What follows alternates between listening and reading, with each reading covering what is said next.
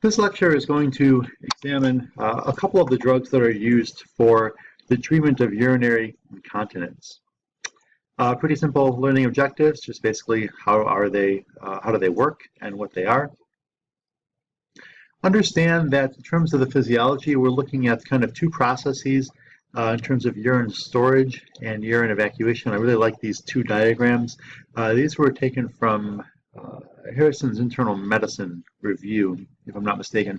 But understand that in terms of urine storage, we're looking essentially at sympathetic neurotransmission, particularly norepinephrine and epinephrine binding to alpha and beta receptors. But for urine evacuation, we're looking at cholinergic nerve activity, particularly with muscarinic type 2 and muscarinic type 3 cholinergic receptors.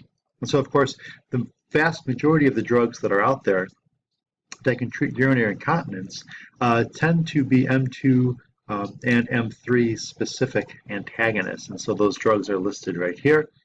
Some of the newer drugs, particularly darafenacin and others in that category, are specifically M3 antagonists, and so they have a much higher selectivity to M3 than M2. The rest of them have varying selectivities to either M2 or M3. There's a new group of drugs that are out there that are beta-3 agonists, and that drug mirabegron is the generic name, is listed there.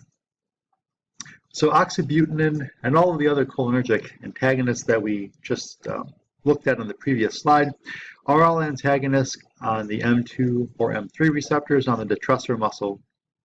And basically, from a clinical standpoint, we're going to reduce the number of the incontinence episodes as well as the volume that's lost during each of those.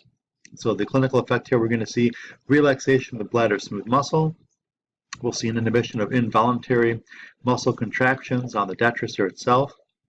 In terms of the side effects, relatively mild, but because these are anticholinergic drugs, you can often see systemic anticholinergic toxidrome side effects associated with oral use of these drugs.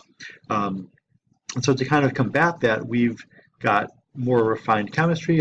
As I said earlier, we can see the starting production of M3 specific agents. And some of the older drugs, such as oxybutynin, are now delivered in a transdermal delivery patch system. And that kind of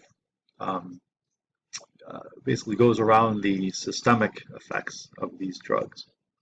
And so the systemic effects are similar to the anticholinergic effects that we'd already talked about. And so I like this chart because it nicely reviews what we learned last year, the side effect versus the clinical outcome. And so higher doses of some of these urinary incontinent drugs can produce increased increased pupil size, resulting in photophobia, reduced visual accommodation, resulting in blurry vision.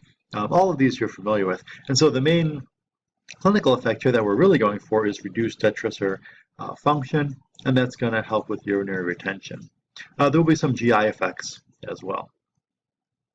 The beta-3 agonists are essentially being developed, or were developed, I should say, they're FDA approved now, for urgency associated with urinary incontinence, as well as increased frequencies.